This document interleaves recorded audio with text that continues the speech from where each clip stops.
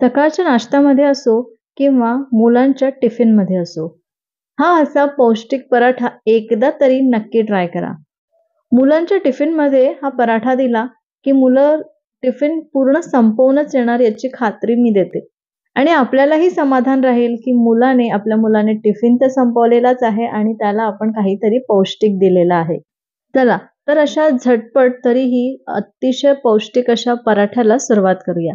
Hello, नमस्कार. मी सोनल, मेजवानी bye सोनलमध्ये तुमचं खूप खूप मनापासून स्वागत करते आणि आजची आपली ही बीटरूट आणि पनीर पराठाच्या रेसिपीला सुरुवात करूया. बरोबर, इथे आपण बीट वापरलेला आहे. त्यासाठी मी एक मोठा बीट घेतला आणि तो उकळून घेतलेला आहे. असा कट करून घेतला, म्हणजे पहिले साल काढून घ्यायचं आणि कट करून घ्यायचं आणि त्याला छान उकळवून घ्यायचं. तर तुम्ही कुकरमध्ये पण लावून घेऊ शकता. कुकरमध्ये 1-2 शिट्टीमध्ये छान होतं किंवा तुम्ही पातेल्यामध्ये शिजवलं तर 5 ते 7 मिनिटं मीडियम गॅसवर तुम्ही याला उकळवून घेऊ शकता. आता या बीटला आपल्याला मिक्सरमधून बारीक करून घ्यायचं आहे. तर छान पेस्ट होतपर्यंत हे बारीक करून घ्यायचं. वाटलं तर थोडंसं पाणी पण घालू शकता, पण पाणी घालायची गरज पडत नाही. बघितलत ना, किती छान बीटाची पेस्ट तयार झालेली आहे आणि कलर तरी बघा किती सुंदर आलेला आहे. या बीटाचा रंग बघून कोणाकोणाला असं वाटलं, की आपल्याकडे अशा रंगाची साडी किंवा असा ड्रेस हवा, तर मैत्रिणींनो, ज्यांना असं वाटलं असेल त्यांनी कमेंट करायला विसरू नका. आणि खरं तर व्हिडिओमध्ये किंवा फोटोमध्ये जसा कलर दिसतोय ना, याच्यापेक्षा पण खूप सुंदर हा कलर होता. आणि बीटाचे फायदे तर आपल्याला माहितीच आहे. भरपूर प्रमाणात यामध्ये आयर्न असतं. त्याच्यामुळे आपल्या शरीरामध्ये आयर्नची कमतरता पण जर असेल ना, तर बीट नेहमी खायला सांगतात डॉक्टर्स. तर अशा प्रकारचे जर तुम्ही पदार्थ केले, फक्त बीट जर तुम्ही सॅलडमधून कट करून द्याल ना, तर मुलं अजिबात खात नाही. इव्हन आम्ही पण खात नाही, म्हणजे आपण सुद्धा खात नाही, कितीही मोठं झालं असलं तरी. मग या बीटाचे असे जर पदार्थ आपण करून दिले, तर ते नक्कीच आवडतील. मुलांना तर आवडतील आणि आपल्या पण पोटात भरपूर प्रमाणात बीट खाल्लं जाईल. तर हे बघा, सगळी पेस्ट मी इथे परातीमध्ये काढून घेतलेली आहे आणि यामध्ये मी अगदी थोडं पाणी घातलं.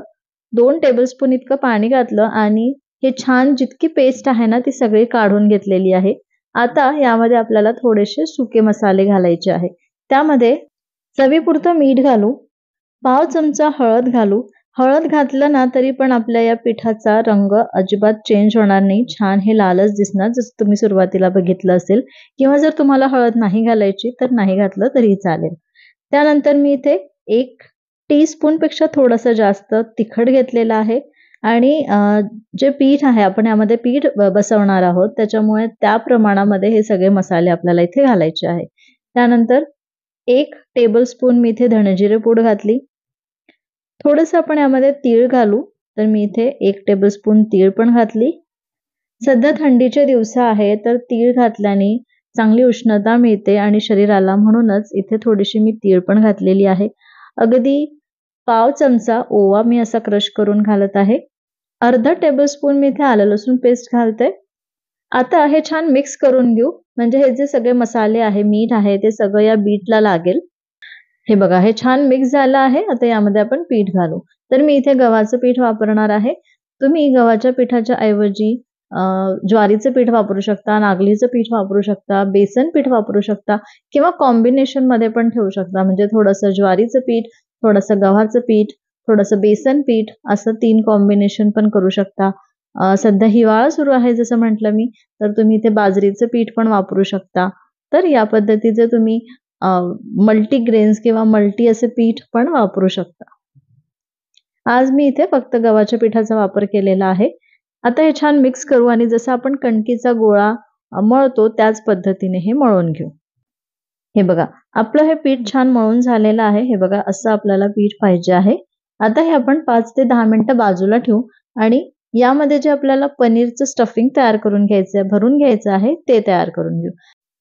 त्यासाठी मी इथे 1 कप पनीर असा किसून घेतला, म्हणजे किसून झाल्यानंतर तो 1 कप झाला किंवा तुम्ही 150 ग्राम इतकं पनीर असेल. त्यानंतर 2 चीज क्यूब्स मी असे किसून घेतलेले आहे.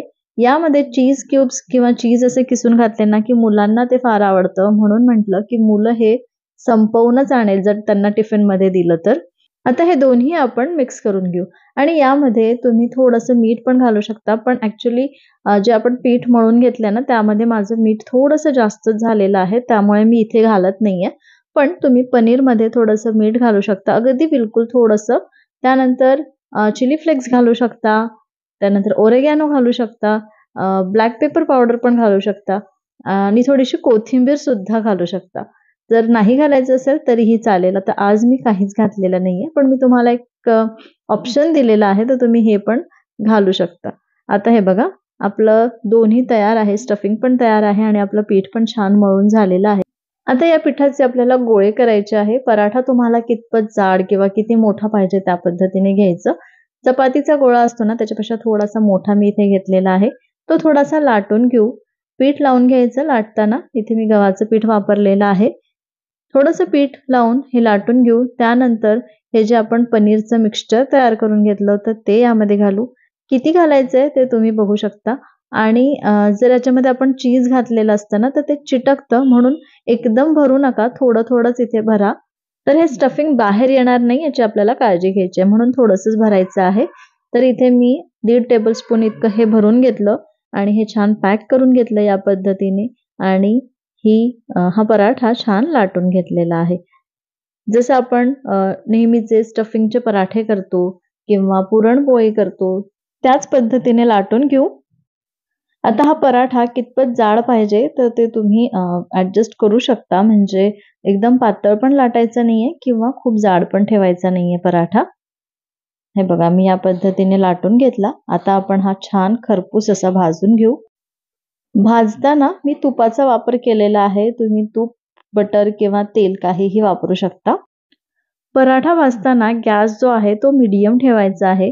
जर आपण गॅस कमी ठेवला तर पराठा वातड येतो आणि जर जास्त ठेवला तर पटकन त्याला रंग येतो आणि व्यवस्थित तो भाजला जात नाही. म्हणून मीडियम गॅसवर आपल्याला पराठा छान खरपूस दोन्हीकडून भाजून घ्यायचा आहे. हे बघा आपला पराठा तयार झालेला आहे आणि आता आपण सर्व्ह करू. तर दिसतंय ना एकदम टेम्प्टिंग हे पराठे. तर बीटरूट पराठा किंवा पनीर पराठा तुम्ही याला काहीही म्हणू शकता. तर मी याला नाव दिलं आहे बीटरूट पनीर पराठा. तुम्हाला ही रेसिपी कशी वाटली मला कमेंट करून नक्की सांगा. आणि ही जी रेसिपी आहे ना म्हणजे मी बीटचा पराठा ऑलरेडी केलेला होता. पण असा स्टफ पराठा नव्हता केला. तर माझीच एक YouTube मैत्रीण आहे. तिच्या चॅनलचं नाव आहे शुभ जिंदगी. तर तिच्या व्हिडिओमध्ये मी हा पराठा बघितला होता. तर म्हटलं चला एकदा आपणही ट्राय करू आणि थोडंसं मी यामध्ये व्हेरिएशन माझं म्हणजे थोडंसं चीज वगैरे किसून टाकलेलं आहे. तर ऑफकोर्स मुलांना जास्त आवडतं आणि हे जे पराठे वगैरे असतात ना ते आपण मुलांसाठी करतो आणि मुलांच्या टिफिनसाठी स्पेशली करतो किंवा ब्रेकफास्टसाठी करतो.